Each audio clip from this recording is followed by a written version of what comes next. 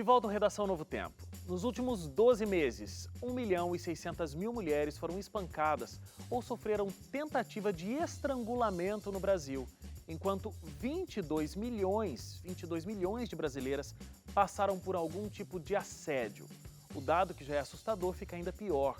Dos assédios cometidos contra a mulher, 42% ocorrem dentro de casa e em 76% das ocorrências, o agressor era conhecido.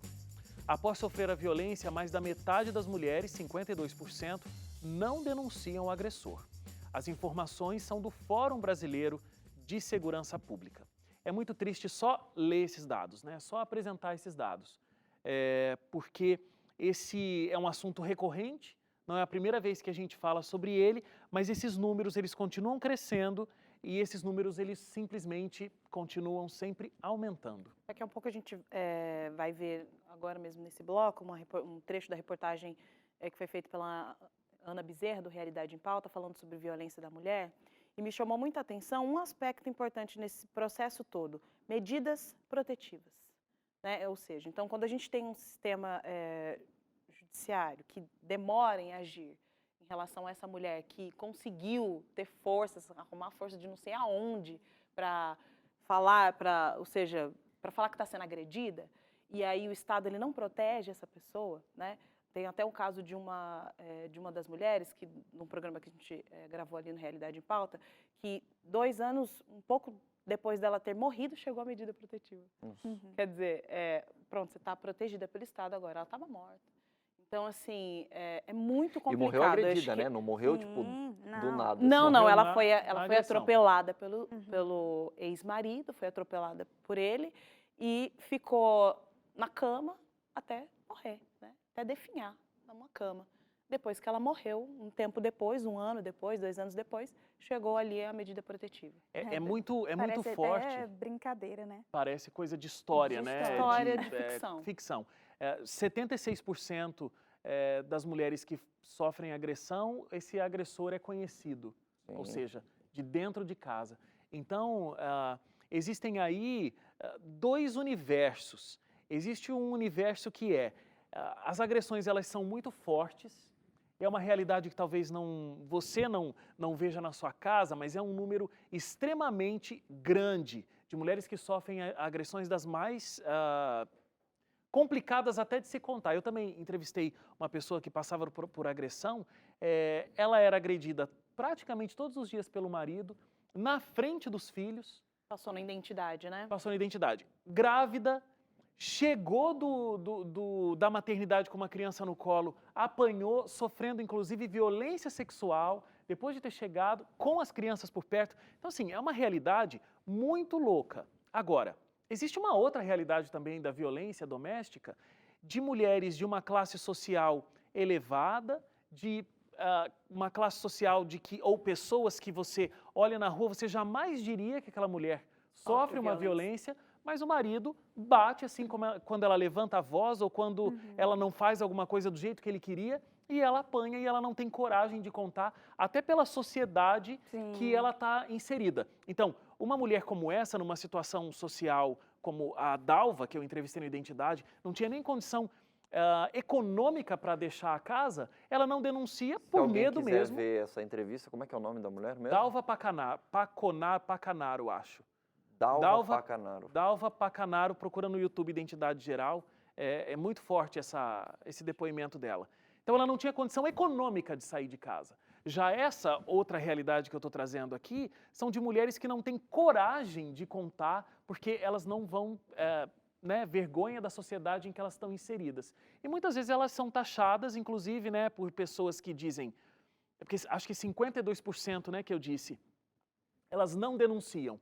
E aí algumas pessoas rotulam como, é porque gosta de apanhar mesmo, é mulher de malandro e tudo mais. A situação não é essa, é muito profunda. Olha, tem uma questão de você ter sua dependência financeira, você tem a questão de ter a dependência emocional, você tem às vezes o vínculo com o filho, você tem a questão do medo. Teve um caso também lá na Bahia, na cidade de Camaçari, que a filha adotiva mas a mãe eram violentadas todos os dias, agredidas todos os dias. E o cara foi considerado depois pelas investigações que o que ele estava fazendo era cárcere privado, porque ele perseguia a menina onde ela ia, ela não podia ter amigos. Isso durou anos, anos, anos, anos e anos. Ela fazia as provas da faculdade dele, ela não podia ter amigo, ela não podia ter um namorado, ele ameaçava ela. Se você falar alguma coisa para alguém, vai acontecer isso e isso com seu irmão. Era uma vida assim, era uma tortura psicológica. E só agora ela fez a faculdade de Direito, uma professora soube da história, porque assim, o caso foi muito complexo, teve uma grande repercussão aí agora, e aí no início desse ano foi que ela lançou isso nas redes sociais. E aí todo mundo ficou sabendo. Mas ela teve que ficar escondida, ela estagiou no núcleo jurídico, e se eu não me engano, a promotora, ou foi a defensora pública, escondeu ela dentro de casa, porque o cara estava massacrando ela e a mãe. E assim, a gente está trazendo muitos casos aqui de histórias que acontecem dentro de casa e com agressor conhecido. Agora, são a maioria dos casos, né?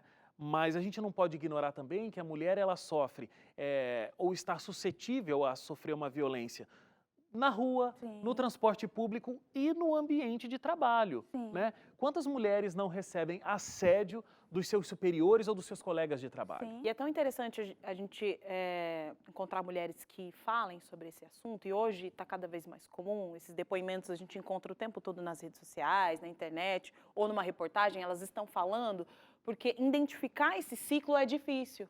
A pessoa não compreende que ela está passando por uma agressão. Porque não inicia com um soco na cara. Sim. Não, inicia com palavras, com atitudes, com uma postura, algo que te deixou constrangida. E sempre é jogado para você. Nossa, será que eu mesmo teria que mudar? Será que eu mesmo teria que fazer alguma coisa, mudar essa relação? E, de fato, isso acontece, e quando a gente consegue ver esses depoimentos, ouvir esses depoimentos, é importante porque a gente consegue identificar durante a nossa vida um relacionamento que você teve que foi abusivo, uma situação, alguma coisa que falaram que você achou que era normal, e quando você ouve a outra pessoa falando, não, isso aqui é um abuso, você fala, nossa, então, será que eu vivi isso? Será que eu passei por isso? Então demora, né? E essas pessoas, até chegar no extremo de ser atropelado ou apanhar na frente dos filhos, todo esse processo que é o extremo, todo um cerco psicológico já foi montado em torno dessa mulher. Tem uma coisa que é positiva, vamos dizer assim, mesmo num processo triste e pesado que nem esse, que é o dado inicial que você trouxe, que o número de denúncias tem aumentado a cada ano. E aí que a gente precisa olhar para isso da seguinte maneira. O aumento do número de denúncias pode ser algo positivo mesmo num cenário negativo que nem esse, porque às vezes pode não querer dizer que tem mais agressões acontecendo, pode até ser, mas significa que mesmo tendo mais agressões, ou um número igual de agressões, as mulheres que são agredidas estão se posicionando mais. E isso é muito positivo. Exatamente. Porque, vou dar como exemplo o projeto que a Igreja Adventista do Sétimo Dia tem, que é o Quebrando o Silêncio. Faz quantos anos que a gente está fazendo esse projeto? A Igreja Adventista faz esse projeto, já participei várias vezes. Aqui na Novo Tempo a gente fala, no Revista Novo Tempo fala sobre essa iniciativa, mas eu apostaria com facilidade, sei lá, quase 10 anos já.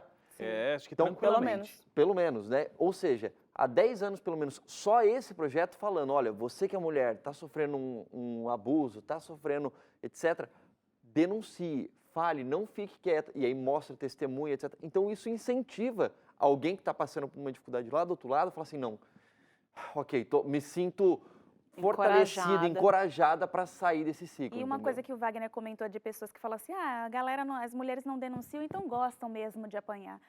No lugar de ter esse tipo de mentalidade, acho que a gente tem que apoiar as mulheres que estão tendo a coragem de denunciar, e a gente também tem que deixar de lado a nossa omissão, porque às vezes eu sei que o meu vizinho está agredindo a esposa, eu sei que o meu colega de trabalho agride a esposa, que a minha colega está sendo violentada, mas eu não faço nada. Quero meter a colher, né, como diz, né? Então, inclusive nessas reportagens todas, uma promotora falou isso.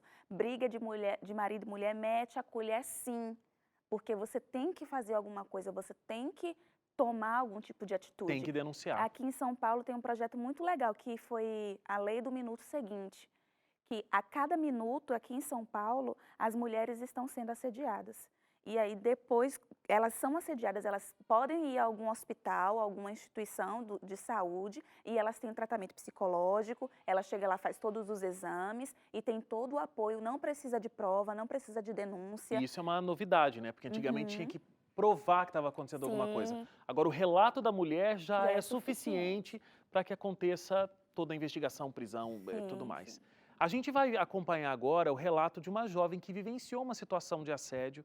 Ela conversou com a repórter Ana Bezerra, ela não quis se identificar e a gente vai acompanhar agora.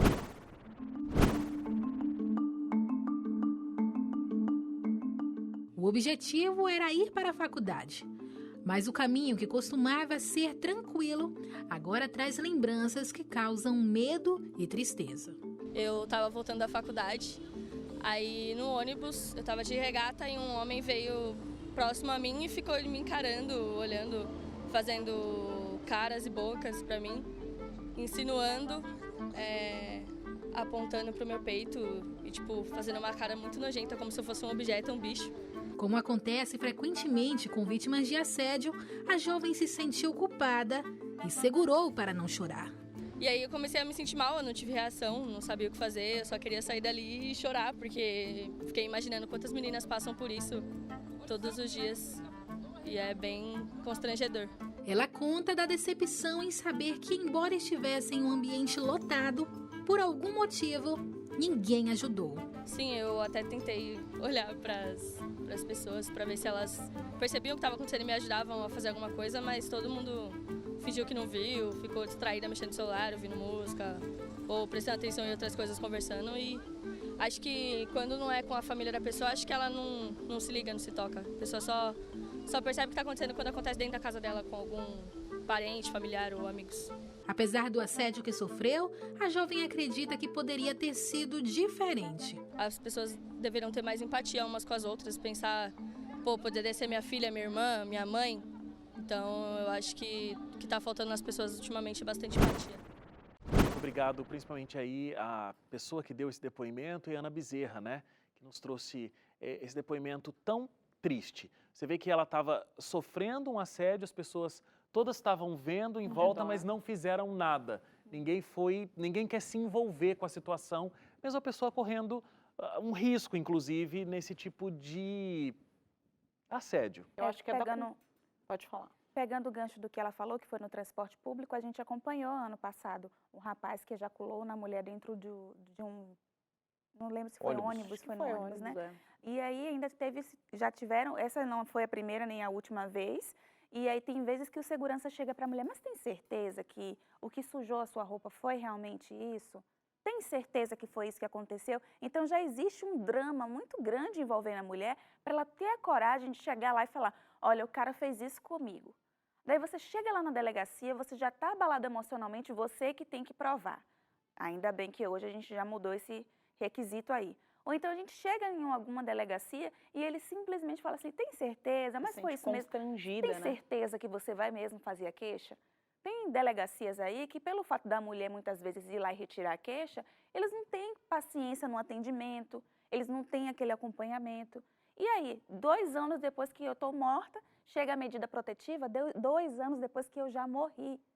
Que eu já morri, que eu já deixei criança, que minha família inteira já foi abalada, que eu passei anos e anos de tortura psicológica. Eu acho que o Brasil foi tendo avanços, né, ao longo dos anos. E como o Leite colocou, eu acho que é por isso, inclusive, que os números têm aumentado. Sim, não tem como Infelizmente, mas ao mesmo tempo, felizmente, porque isso é sinal de que as mulheres estão denunciando. Estão falando né? mais A gente tem a criação da Delegacia da Mulher, que é um ponto fundamental para isso. Então a mulher se sente mais amparada, indo a um ambiente realmente preparado para receber esse tipo de denúncia, diferente de outros lugares e como acontecia antes. A gente tem a Lei Maria da Penha, que foi um tremendo avanço e é um exemplo né, que serve como inspiração mundialmente e os números que a Lei Maria da Penha trouxe de benefícios para essa situação no Brasil são imensos. A gente já falou disso em outros momentos.